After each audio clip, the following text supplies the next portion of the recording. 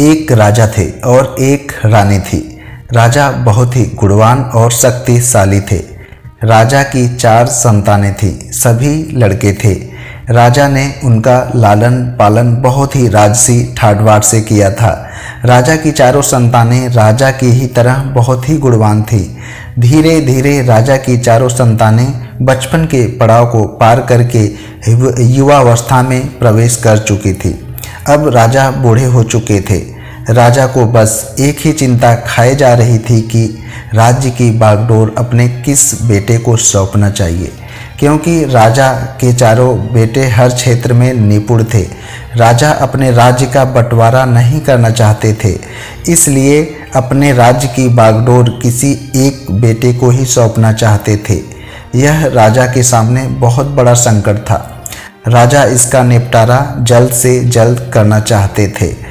इसीलिए राजा ने एक दिन अपने अमात्य को बोलकर राजपुरोहित और दरबार के गणमान्य सदस्यों को राज दरबार में बुलवाया।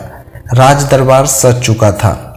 राज दरबार के सभी विशिष्ट सदस्यों ने आपस में विचार विमर्श शुरू कर दिया और सभी ने मिलकर एक निष्कर्ष निकाला कि राजा के किस बेटे को राज्य की बागडोर सौंपी जाए। राजा के चारों बेटों को राज दरबार में बुलाया गया।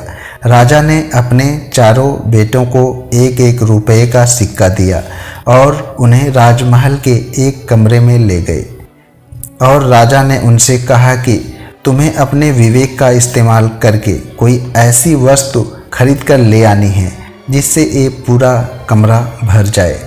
राजा ने आगे कहा कि जो वस्तु लाकर इस कमरे को पूरा भर देगा उसी को राज्य की बागडोर सौंपी जाएगी। राजा के चारों बेटे बहुत प्रसन्न हुए और वस्तु को खरीदने के लिए अलग अलग दिशा में निकल पड़े। दिन ढल चुका था और अंधेरा छा चुका था और राजा के चारों बेटे अपनी अपनी वस्तुओं को लेकर राजा के पास आ चुके थे।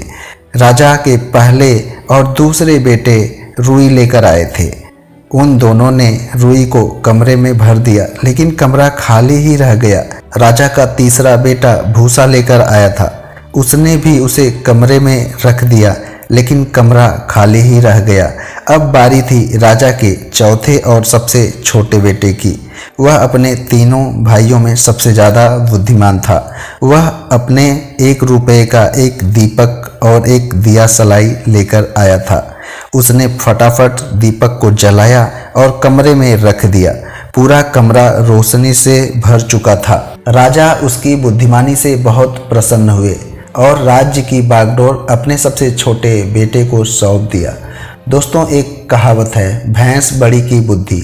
दोस्तों, इस कहानी से हमें यही सीख मिलती है कि यदि आप बुद्धिमान हैं तो अपने विवेक का इस्तेमाल करके जिंदगी के हर उतार चढ़ाव में आसानी से संतुलन बना सकते हैं।